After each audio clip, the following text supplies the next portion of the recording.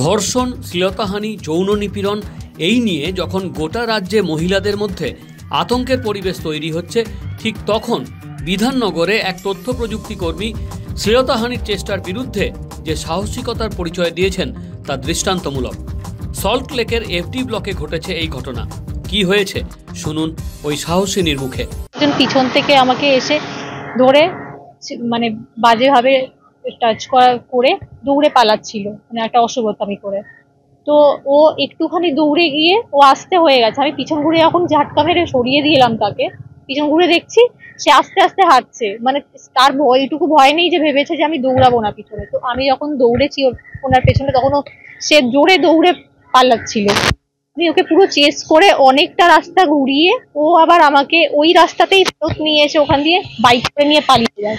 আমি শুধু দেখতে পাই যে ও বাইক নিয়ে চলে গেল। আমি তখন করলাম, বাড়ির থেকে বেরিয়ে ওনাকে দেখতে পেয়েছে যে বাইক নিয়ে যাচ্ছে, বাট ধরতে পারেনি। আমি মানে অলমোস্ট 1.5 কিলোমিটার দৌড়েছি ওর পিছনে। তখন খুব জোরে বৃষ্টি পড়ছিল, মানে আমার পা কেটে গেছে, দৌড়াতে পারছি না, তাও আমি ওকে ধরার জন্য দৌড়েছি। তারপরে আমরা এখানে বিধাননগর সাউথ পুলিশ স্টেশনে কমপ্লেন করি। পুলিশরা ওখানে যায়, ওখানে পুরো সিসিটিভি ক্যামেরা চেক করা হয়। ওরা খুবই অ্যাক্টিভলি কাজ করে একদিনের মধ্যে তাকে অ্যারেস্ট করেছে। সকাল 5:30 বাজে। তখন আতঙ্কিত বলতে, আমি তো এখানে খুবই সেফ ফিল করি। আমি 5 বছর জব করছি এখানে, আর এখান থেকে আমি যাতায়াত করি।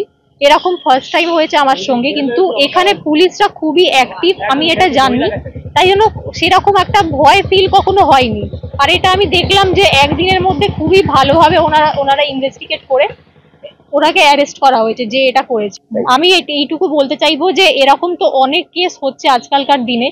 আমি শুধু এইটুকু বলতে চাইবো, যদি কেউ টাচ করেও কাউকে চলে যাচ্ছে, তাকে ছেড়ে না দেওয়া হোক। মানে মেয়েদের সব জায়গায় যাতায়াত করতে হচ্ছে, তারা যেন ছোট ছোট যে ব্যাপারগুলো হচ্ছে ওগুলো রিপোর্ট করে, আর পুলিশরা সেই যদি সঠিক ইনফরমেশন পায়, অ্যাক্টিভলি তারা কাজ করতে পারবে।